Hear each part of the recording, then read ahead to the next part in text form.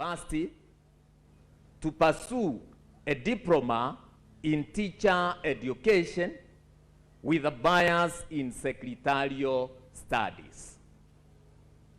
Ironically, during her entire education, she had a dislike for mathematics subject. Interestingly, this dislike did not prohibit her from becoming one of the greatest entrepreneurs of our time. Marriage and family life. Lizzie met the love of her life while she was in her last year in Kenyatta College. As it was during those days, girls were extremely cautious about relationships, knowing very well the consequences should this information reach their parents. This was not exceptional to Lizzie. Her friendship with her soulmate blossomed, and in 1972, she got married to her sweetheart, Josephat Buru Wanyoike. Together, they were blessed with 3 children, Anthony Buru, Stella Wajiro, and Eric Karaoke. Lizzie was mother-in-law to Anne Wajiro, David Buru, and Peter Getau, adopting grandmother to Ayana Wajiro, Sheana Muthoni, Ethan Boro, Jonathan Gige, Sidney Boro, Shasha Kelich, Jay Boro, Shemio Muthoni, Rizi Muthoni Karaoke, Ian, Philip Degwa, and Lizzie Muthoni Wanyoike. Together with her late husband, Lizzie ensured that all her children accessed quality education and were lucky to never miss any privileges about their learning. She was keen to help them appreciate the importance of education, and her presence was felt throughout their academic journey. Lizzie brought up her children doubling as a career woman and a mother. She was a strict disciplinarian. She was actively present in the lives of her children as they grew up. She was dropping and picking them from school, helping them with their homework, and also instilling values of responsibility in them. She mentored her children to become individuals of value and substance in the society, and also appreciate those who were less fortunate. Since her husband was a corporate titan, she spent most of her time with the kids, learning errands together, going to church and holidays and road trips with her children in her black Peugeot. Occasionally, Lizzie has talked about how she managed sibling rivalry amongst her children. She could talk about how the firstborn son, who is Tony Wanyoike, was not happy when she got him other siblings. Her children describe her mother as loving, caring, compassionate, understanding, supportive, nurturing, and forgiving. She reprimanded where necessary and rewarded where deserved.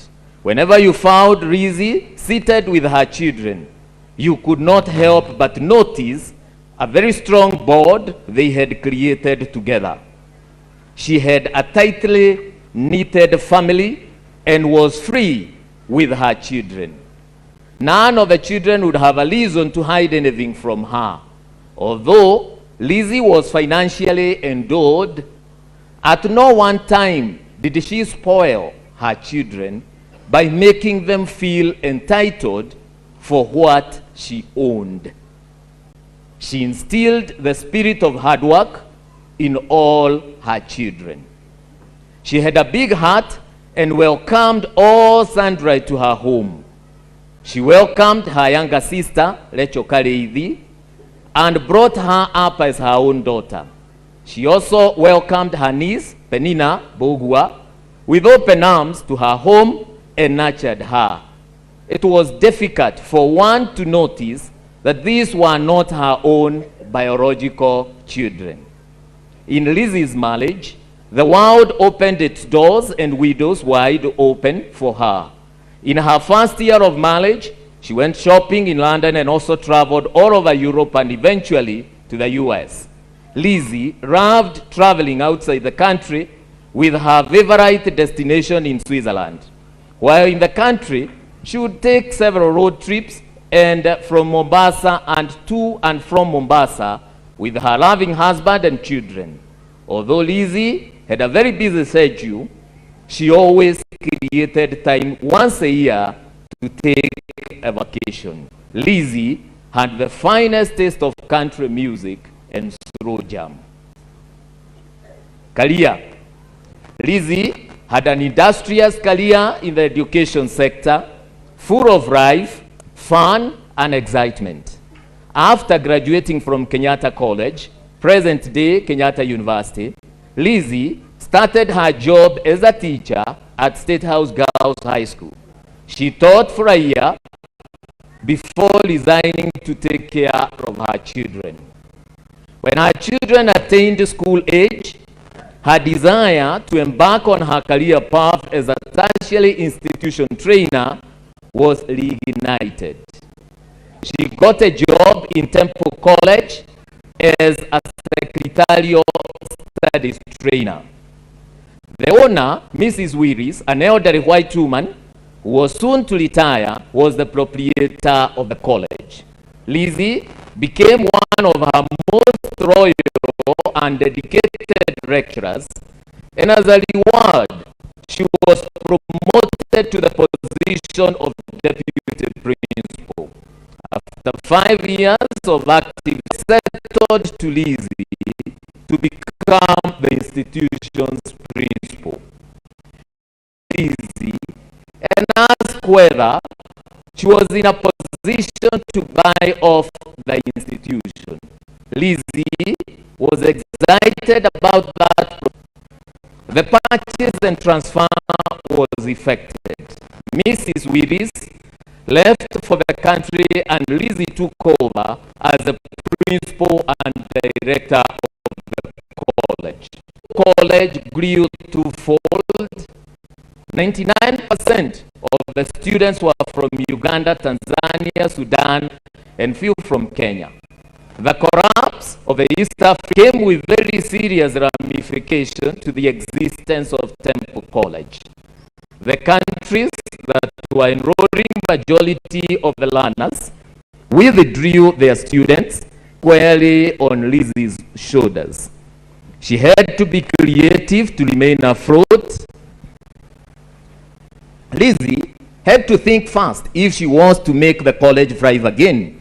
She could not live with the reality of laying off her members of staff and shutting down the college. Lizzie casted her net into the local waters to get students. She thought of a promotion drive that took the market by storm. In the 80s, not many private institutions had a promotional campaign going in the local media, and so she launched her charm offensive on air. Those were the days of media monopoly, where the only channel was the Voice of Kenya. That was later to become the Kenya Broadcasting Corporation, KBC. The media houses were also not used to hosting local entrepreneurs to campaign for the national economy, and therefore they embraced Lizzie with both arms as they gave her free invitation to its Swahili, English, and Gikuyu service station. Those who were born then remember that the only Kikuyu broadcast service aired its programs for a few hours in a day. Those are the days when the late Gaidhuma, Wake Mumu, and others were the station celebs who hosted guests, and their popularity with the masses then worked well for her promotion agenda.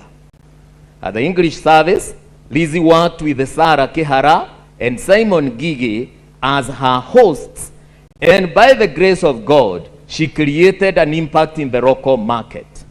Temple College underwent a rebirth that made it popular and most sought after privately owned secretarial college. It was the best performing college in Pitman's and City and Guilds exams. Graduates from the college were highly sought by both public and private organizations.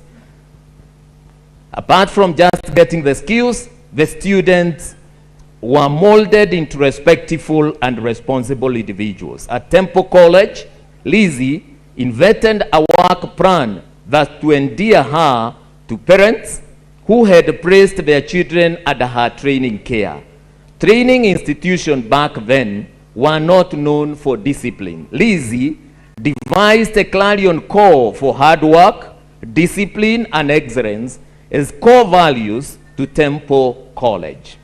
She established a rapport with her students where she aspired to have a face-to-face engagement with them as many times as possible and inspiring them. At that time, Lizzie was a very young mother, scaling the heights in an era where it was fashionable to associate women with household chores, cooking, cleaning, and just being a wife. Lizzie was raring to go. In line with the then emerging market trends, Lizzie felt the urge to diversify other academic programs, IT, business, accountancy. By the very nature of business partnerships, decision-making at times take longer. Lizzie felt the time was right for her to independently pursue her dreams. She had garnered adequate experience and exposure to navigate the academic sector. As the philosopher says, the future belongs to those who believe in the beauty of their dreams. Lizzie set up a small team of confidants led by James Mwangi of Equity Bank, then Equity Building Society, to brainstorm on the new venture which gave birth to Nairobi Institute of Business Studies. In her element of resilience and determination, Lizzie rented out a room in Pioneer House along Moi Avenue, which was to be the home of the new baby, Nairobi Institute of Business Studies. The space was small, and in overcoming this, upon realizing that the floor had a double volume, she looked for architects and engineers to introduce a floor within a floor in a bid to double up the space and address the spacing challenge. Within 2 years, Nibs had become a household name with an exponential growth in students' population, which led to a spillover to the corridors. She made makeshift classes along the corridors. The demand for training was huge, to the point that learners would opt to defer enrolling from an already full intake to the subsequent intakes, just to secure a slot as a student in Nairobi Institute of Business Studies. In 1998, after the attack on the US Embassy, which was adjacent to Cooperative Bank building along Helsinki, tenants vacated to pave way for renovation. In 2003, renovations were complete, but the tenants were reluctant to take up the space. Lizzie, with her courage and business acumen, took up 2 floors and opened up an ultra-modern campus in the year 2004. The entire building was empty and students could roam around, moving from the top to the ground floor freely. The building had ample parking, which made it easy to attract both day and evening students. Corporates could sponsor their employees to undertake various professional courses at Nibs. In the year 2005, the space became small and Lizzie took over 4 floors in Agriculture House building along Harambee Avenue to start paramedical courses.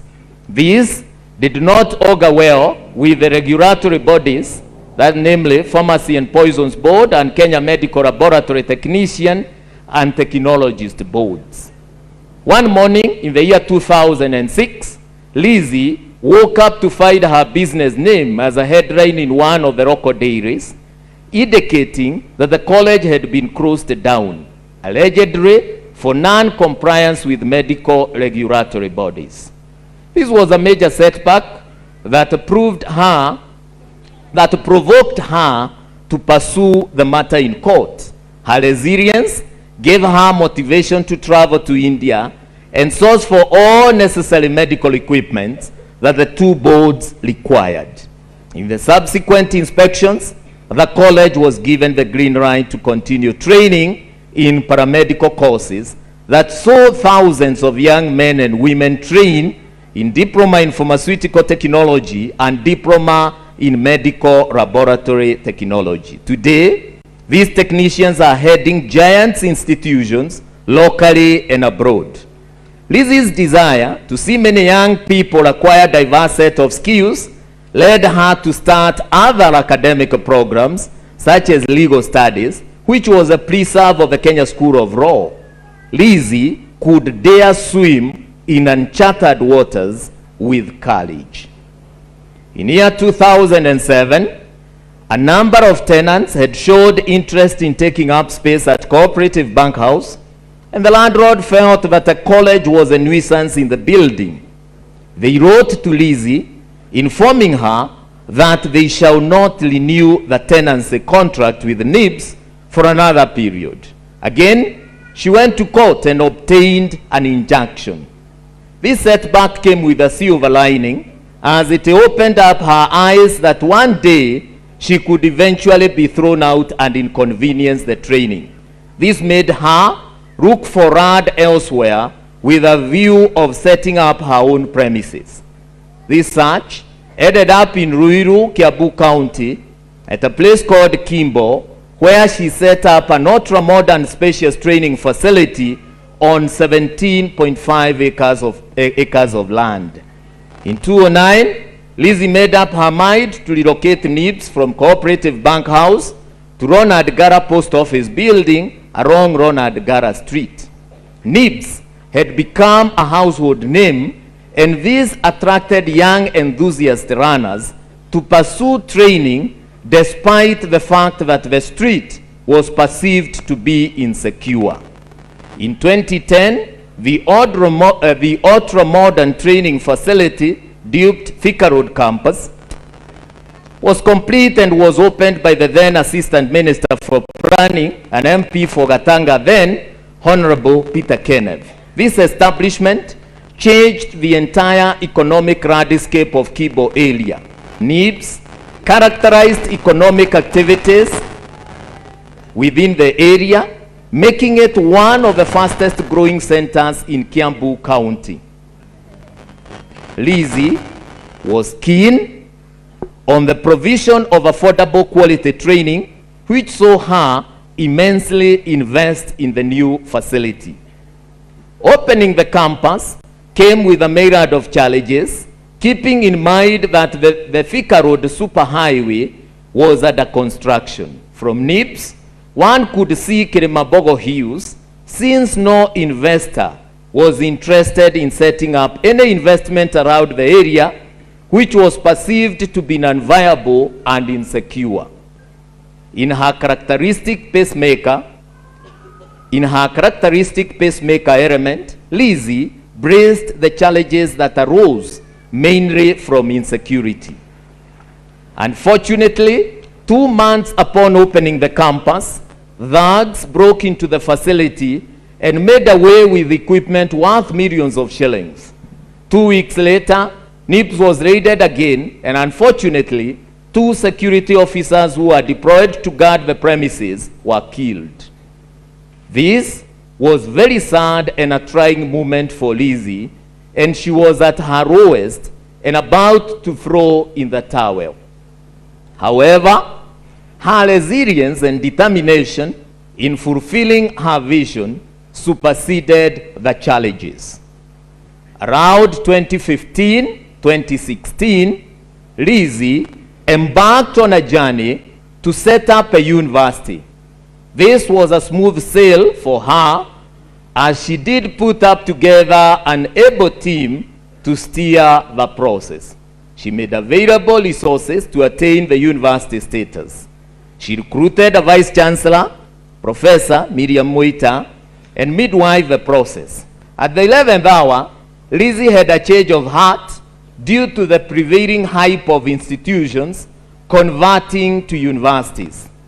It bothered her that this mass exodus from technical training to university could lock out very many students who do not meet the entry grade to universities. Additionally, one of the conditions to set up a university was to drop 70% of the diploma programs.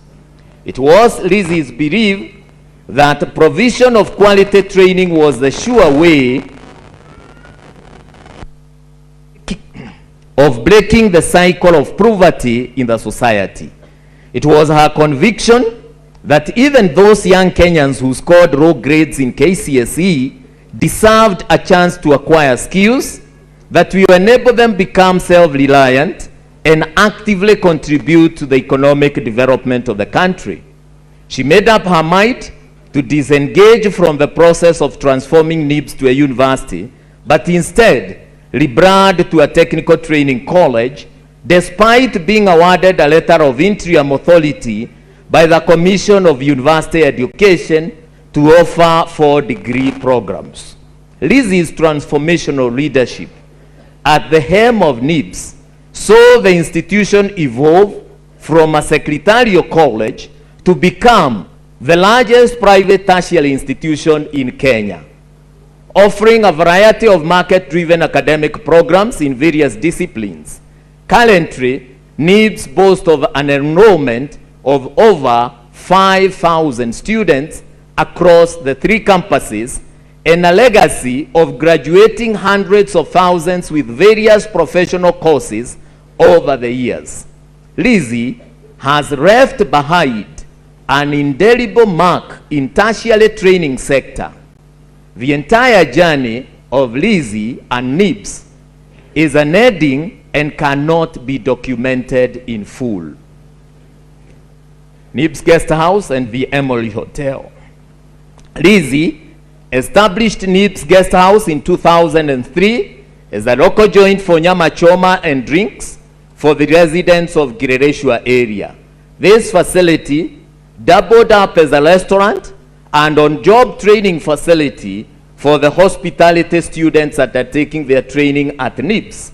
Unfortunately, in 2006, fire razed down the facility completely to the ground. This was a blessing in disguise for Lizzie, as she, for a very long time, had issues with her staff ranging from poor management, theft, to lack of accountability. She had grown tired of the facility. This gave her an opportunity to rebrand the facility into a foster facility. In 2015, construction of the Emily Hotel commenced in earnest. Lizzie had purposed the facility to offer commercial services and also serves as Nibs hospitality students during practical training and internship. Construction ended in 2018 and the hotel opened its doors to the public within the same year. Lizzie's desire to provide livelihood for young Kenyans has seen her employ over 70 permanent employees who entirely depend on the hotel as their source of livelihood.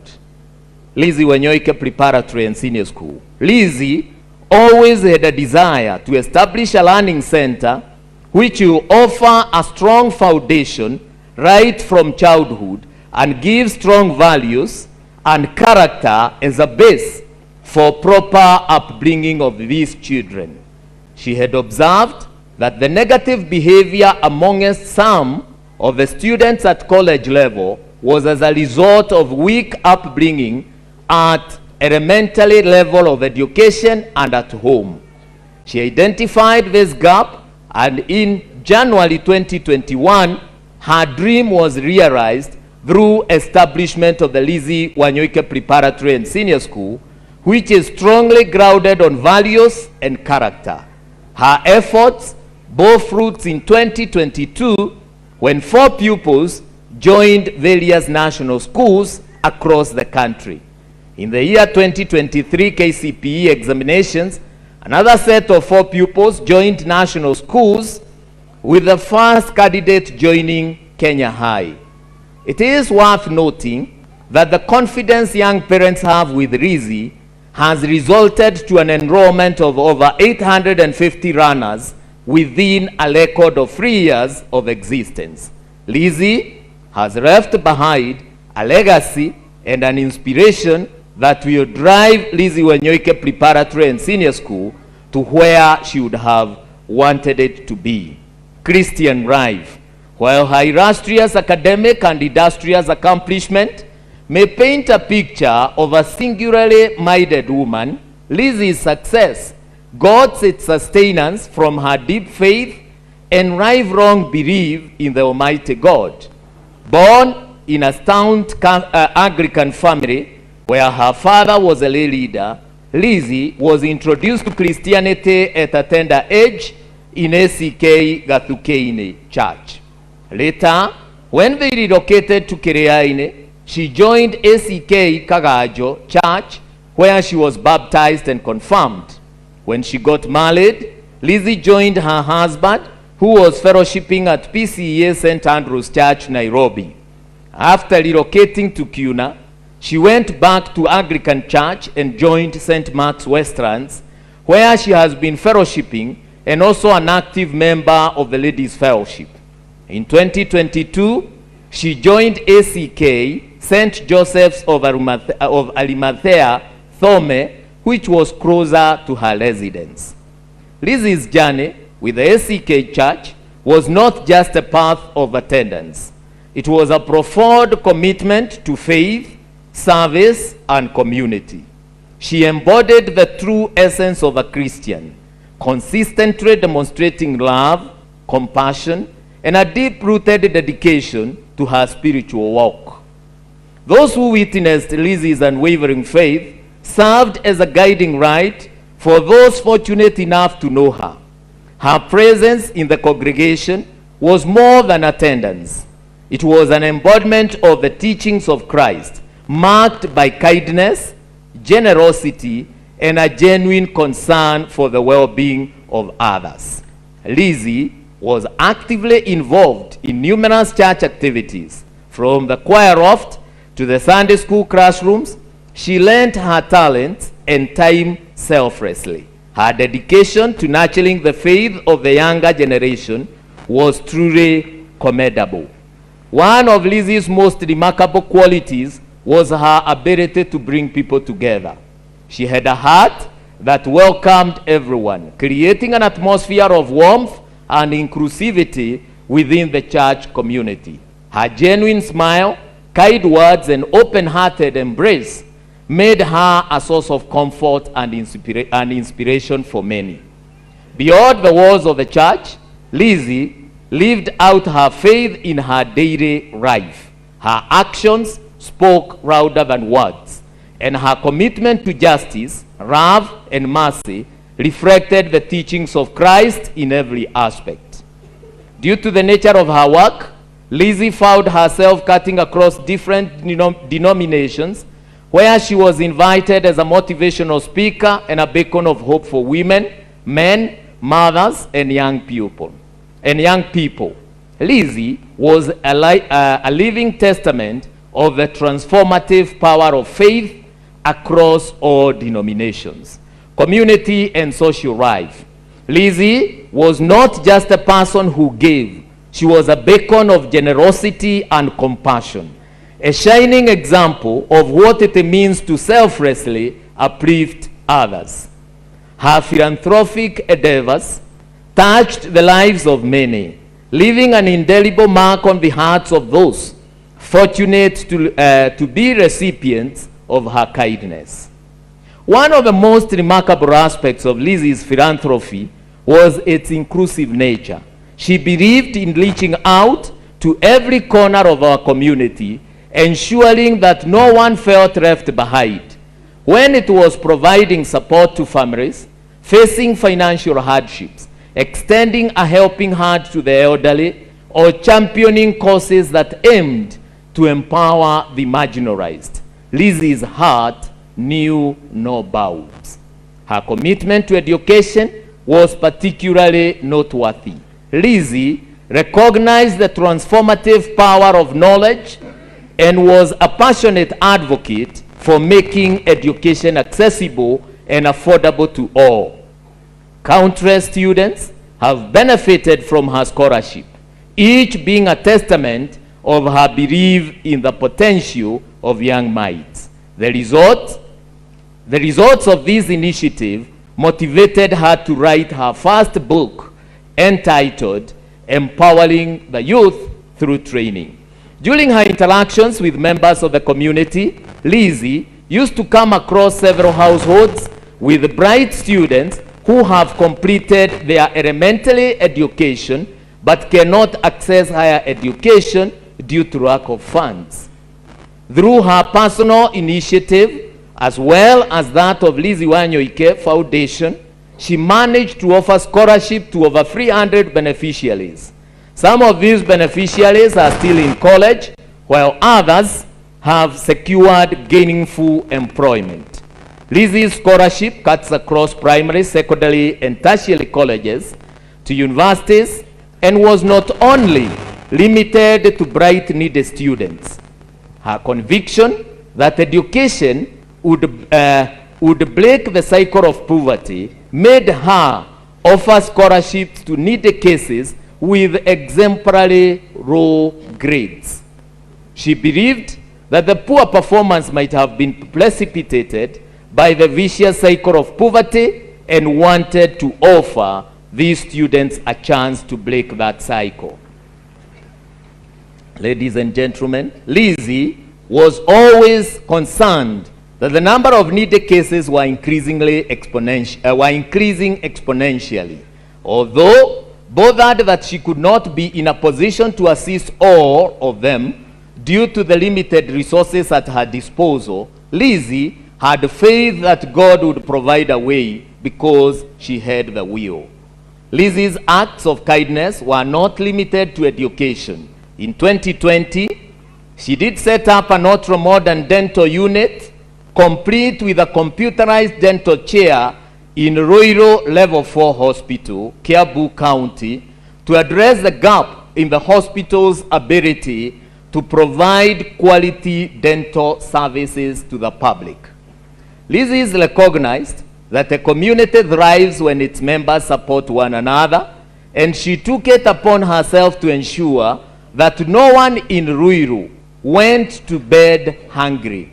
Lizzie had set up a food program in Thika Road campus, which was more than a charitable effort. It was a lifeline for families facing economic hardships, a symbol of hope for those in need. She went further and supported those who needed to get into economic ventures to sustain their livelihoods. Lizzie has supplied several motorcycles to young men to run their boda businesses, as well as opened small retail chain businesses to others so that they can have a source of livelihood. All these initiatives drew a lot of admiration locally and internationally, making Lizzie win coveted accolades such as the Ernst & Young Entrepreneur of the Year Women category in 2018, Dia Award Entrepreneur of the Year, the Top Women in Business Award, the Trailblazer Women in Business of the Year Award in 2018, and was also among the top 100 Kenyans in 2021. Lizzie was also appointed by the chair, as the chair, Kenyatta University Alumni Association Interim Board by the Vice Chancellor, Professor Wainaina. Lizzie's philanthropy was not merely a financial contribution. It was a personal investment in the well-being of others. Her hands-on approach, be it in volunteering at local charities or organizing community events, showcased her dedication to making a tangible difference in the lives of the less fortunate. In times of crisis, Lizzie was a pillar of support. Her acts of kindness extended beyond material assistance. She offered a shoulder to lean on, a comforting word, a reminder that even in the face of adversity, there is hope and compassion. As we bid farewell to Lizzie, let us carry forward the torch of her philanthropic spirit. Let us be inspired to embrace the needs of our community, just as she did, and to find joy in the act of giving. May her legacy of philanthropy live on in the countless lives she touched. And may we be motivated by her example to create a world where kindness knows no boundaries. Parting is such a sweet sorrow. Lizzie had enjoyed a lifetime of good health until 2018, when she started developing acid reflux symptoms. She got treated at Aga Khan Hospital, but the symptoms did not completely disappear. She could complain of head congestion, though it was manageable. The year 2022, Lizzie started losing weight and feeling tired, which slowed down her normal work routine. Around February 2023, she was diagnosed with cancer, which was at an advanced stage. She went to India for treatment, and after her chemotherapy, she bounced back. She bounced back to life and even managed to grace Nibs' 14th graduation in October 2020.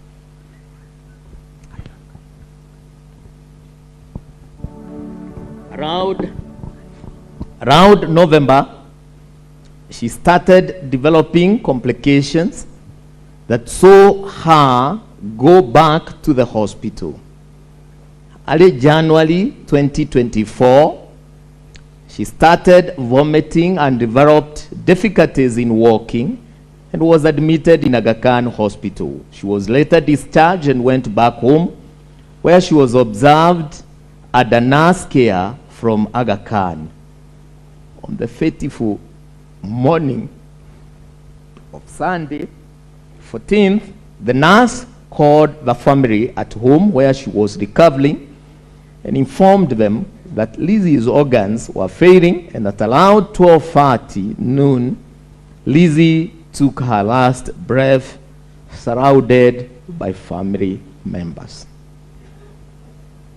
As we celebrate the life of an exemplary lady whose humility would not have permitted her to see or refer to herself that way, we pay growing tribute to a life of love, service, and dedication to the less fortunate.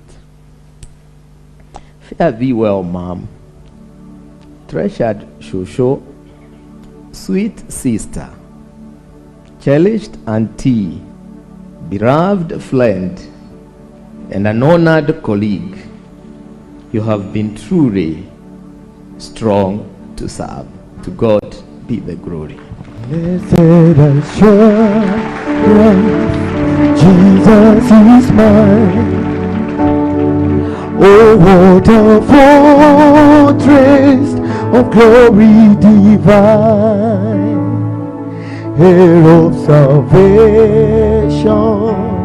purchase of God, born of His Spirit, washed in His blood.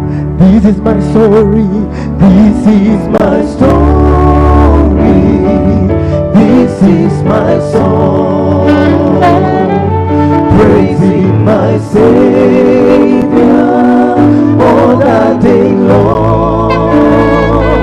This is my story, this is my song, praising my Savior all the day long. Quite a detailed eulogy, thoughtfully written, reflecting the true person that Liz was, and well read by Brother Alan Jenga. Let us appreciate him. Thank you very much, Jenga, for beautifully presenting that eulogy. You agree with me that it has covered quite a huge percent of what people would say here. And therefore, as we go to other speeches, we kindly ask those who will be speaking to just fill in few gaps that you are called upon to represent here. So we will start with family speeches, and we have the in-laws representative, Githongo family, Mr. Kimani, come to the front. I will also kindly ask Karaoke's family, Kirogo, also come to the front, so that immediately he's done with presenting, you take it up in that order. Karaoke speaking for the family of origin. Karibuni. Asante sana. Mimi naongea on behalf ya family ya Githongo, na kama vile Mr. Alan Jenga, tuna huzuni sana. Ya kwanza nitamkaribisha nyinyi nyote nikisema tuna kama gavana amefika, naona ako hapa. Karibu sana. Tuna senator wetu, sijui kama amefika, lakini tunakaribisha yeye. Na kanisa wa ACK wale wanaongoza ibada ya leo, mabishops, wachungaji wote na pastors wote, karibuni. Senator wetu nimekukaribisha, MP wetu wote wale wako hapa tunawakaribisha, MCAs wote, ageni wote tunawakaribisha. Na kwa hivyo mimi kwa niaba ya hapo nitaongea kwa lugha ya Kikwetu, Kichaina ya kwetu hapa Katanga. Bwana asifiwe.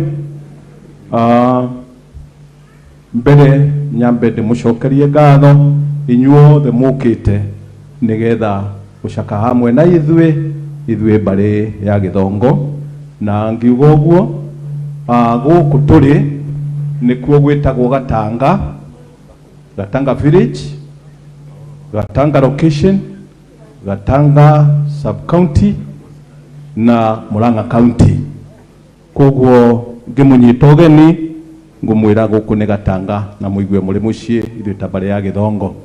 Ithuĩ kana Lizzie ũguo rũgano rwa thomwo ndikwenda gũcokera, njuge ithuĩ bare itũ twĩtagwo bare ya AJAABU kuma gũkũ Gatanga, na bare ya AJAABU nĩ nene. Tũgacoka roho ithuĩ Githaku kana Githaku na Gĩkũyũ nĩ bare ya Githongo. Ngwenda kuga nĩ wega nĩ ũndũ wa macio mothe mahanĩkĩte, tondũ Ngai ndoragio kĩũria, Ngai ekaga ũrĩa ekwenda.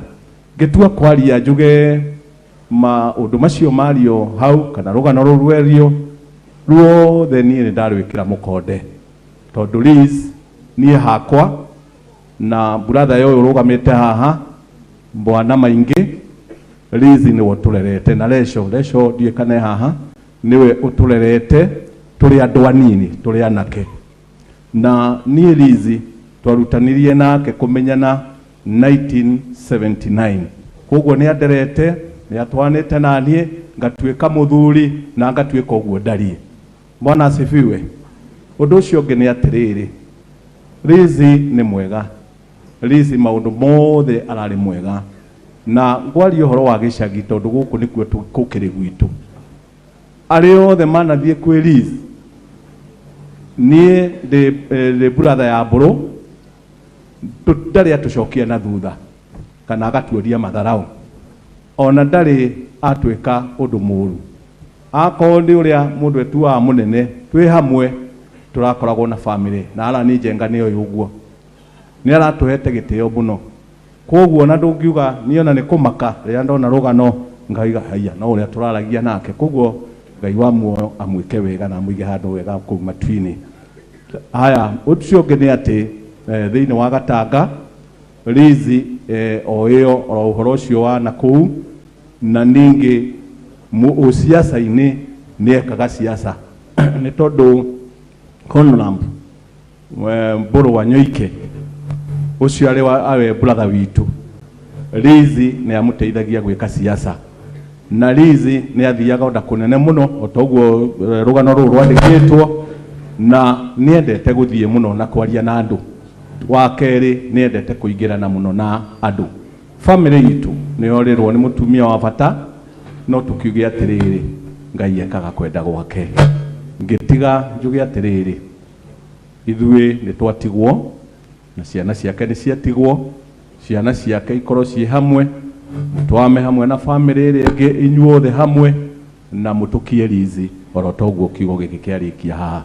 Ngai wa mũrathime na mwĩke wega na ithuĩ ta family tuge nĩ wega nĩ ũndũ wa gũka gũcakaya hamwe na ithuĩ twĩna kĩrĩro na maithori tondũ gũtirĩ ũndũ tũngĩka. Ngai amũrathime na mwĩke wega tũkĩnyitanĩra. Rĩtwa Odinga gweta njĩtagwo David Kĩmani wa Kariũki na Jesu nĩ mũhonokia wa ngoro yakwa. Bwana asifiwe.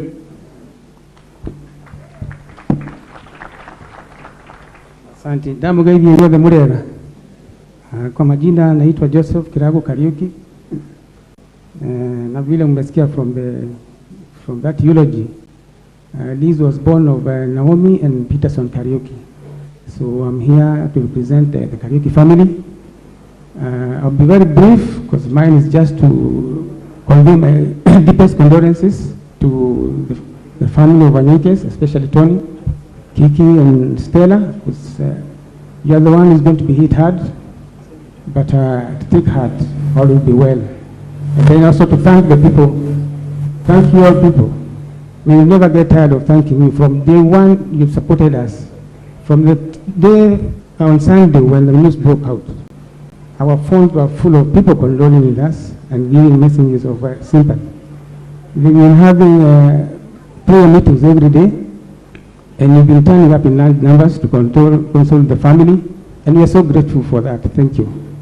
So Liz to me was not just a sister, she was a mother. She took me in when I was very young, me and my sister, to go and stay with her. That was almost 50 years ago, and since then we've been with her. And she was a kind woman. I don't know how to express it because it is known. I don't want to give a testimony about her because her friends and her associates will come here and do that. You know, it is not good to hear a testimony from a family member because I will stand here and start saying all the sweet things about her. But her friends know her and they can tell you the bad things and the good things about her. And I'm sure there will be no bad things that will be told about her. She was a great lady. She never forgot the church, even after she moved to Nairobi. She always communicated with her local church, that is ACK St. Joseph Kaganjo Church. She worshipped there. She assisted in very many projects, and I'm sure my vicar is here, he can attest to her. Mr. Solomon, although he's very new to our parish, she might not have known her very well. And she really supported that church to bring it up to where it is.